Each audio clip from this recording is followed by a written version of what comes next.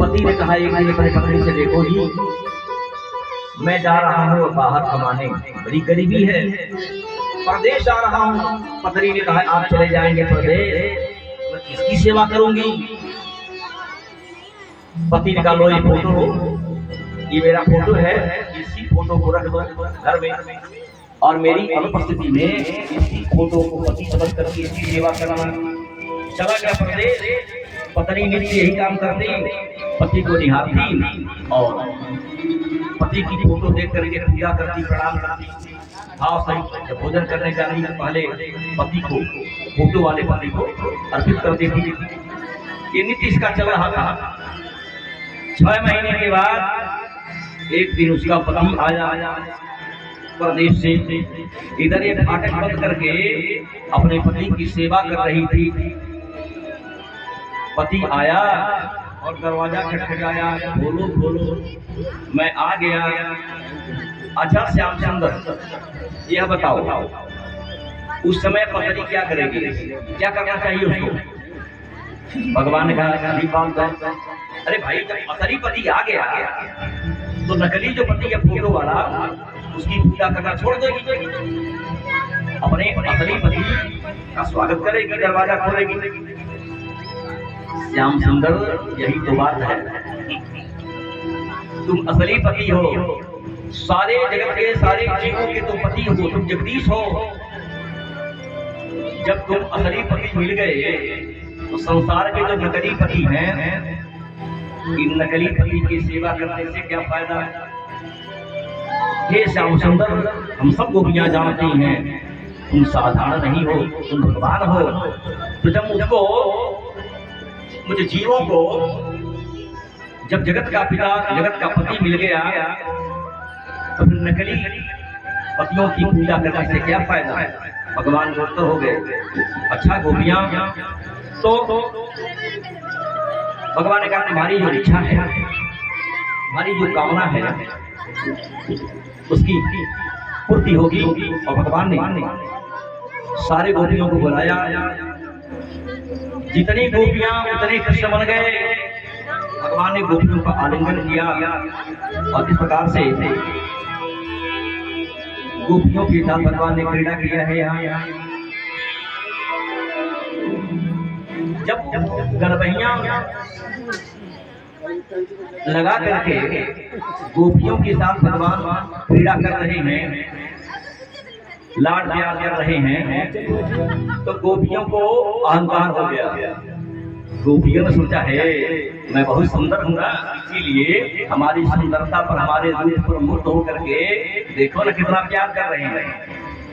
भगवान का अच्छा, तो तुम्हारे शरीर को देख के, तुम्हारी को मैं देख के प्रेम करता हूँ। ये तो जीवात्मा और परमात्मा का मिलन है महाराज।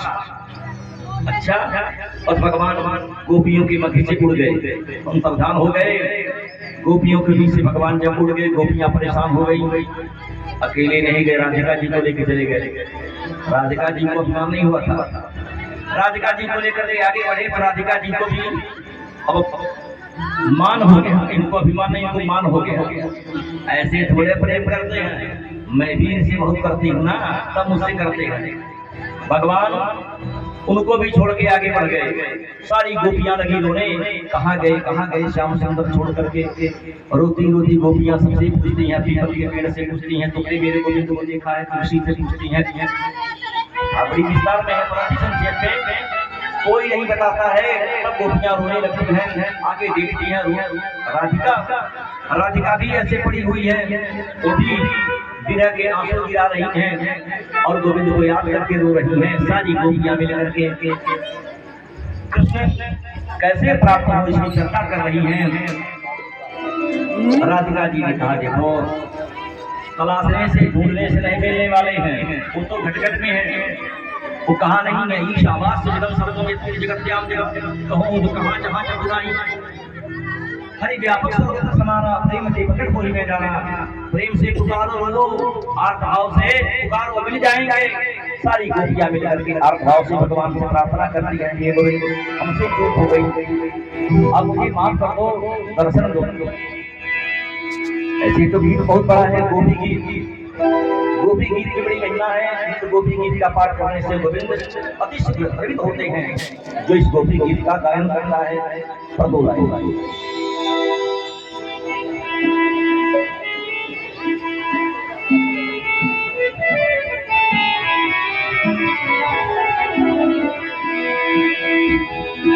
जयति तेधिकं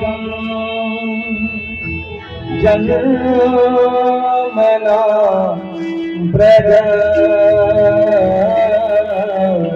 सृजति इन्द्रिया शाश्वत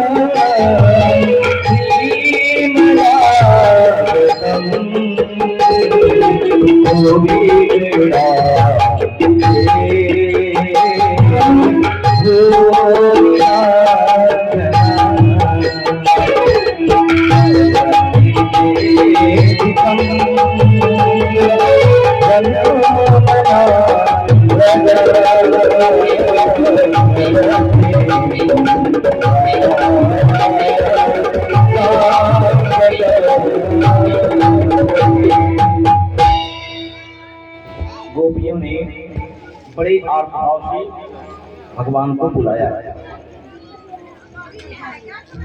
अब श्लोक समझ में नहीं आया होगा तो सुन लीजिए। चाहे समझ में आवे चाहे न आवे, अनिच्छाई तो बहुत ही पाव।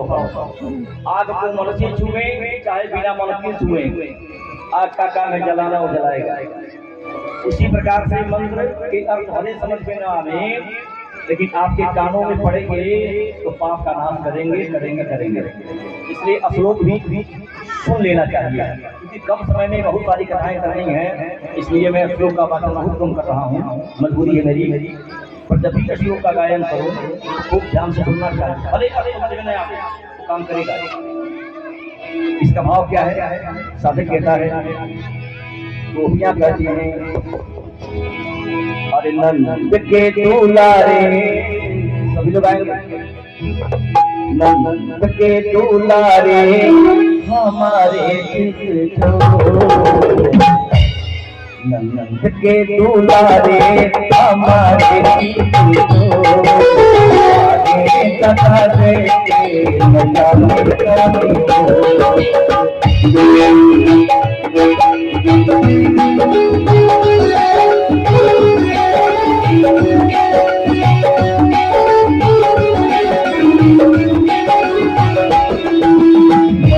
के दुलारे हमारे तो आगे कथा दे न जाने।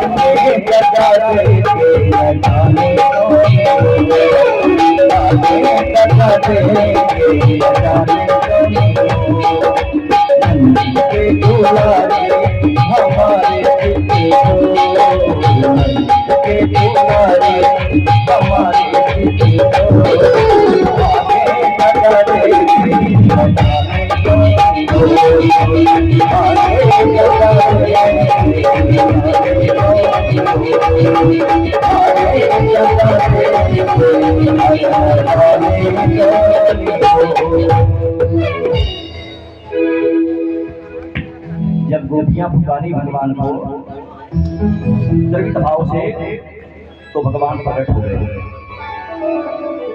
और भगवान ने कहा कि गोपियों, मुझे दो चीज अच्छा नहीं लगता।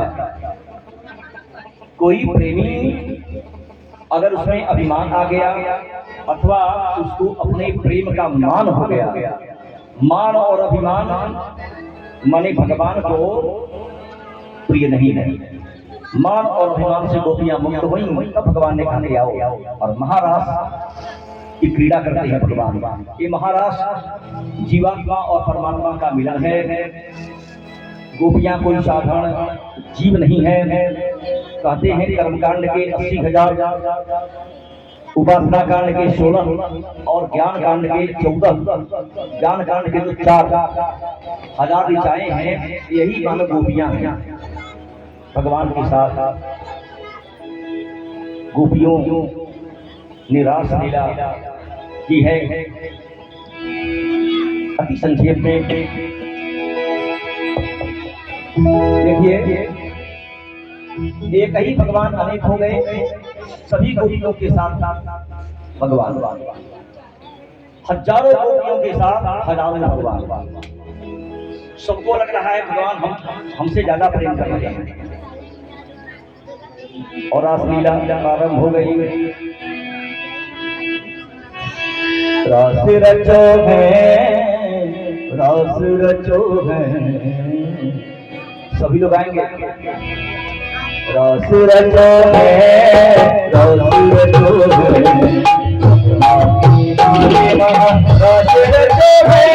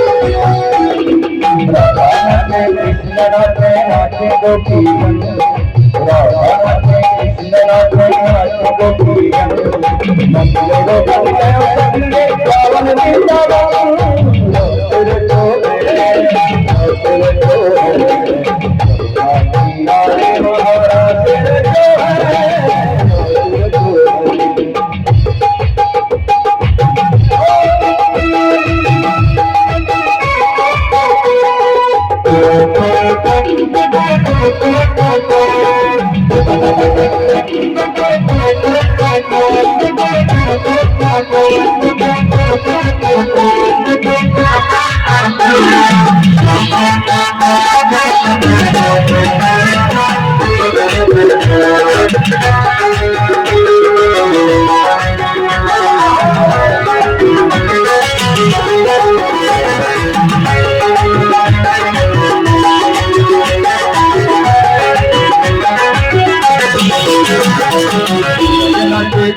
नाचे नाचे तारे सूरज नाचे कंगारा में नाचे तारे मेरे मन गए सखी पावन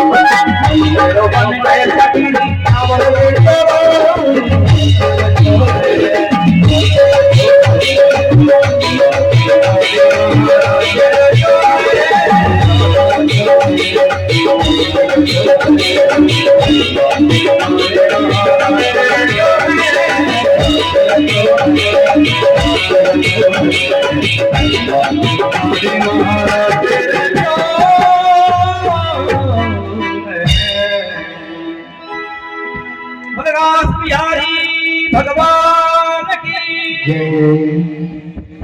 भगवान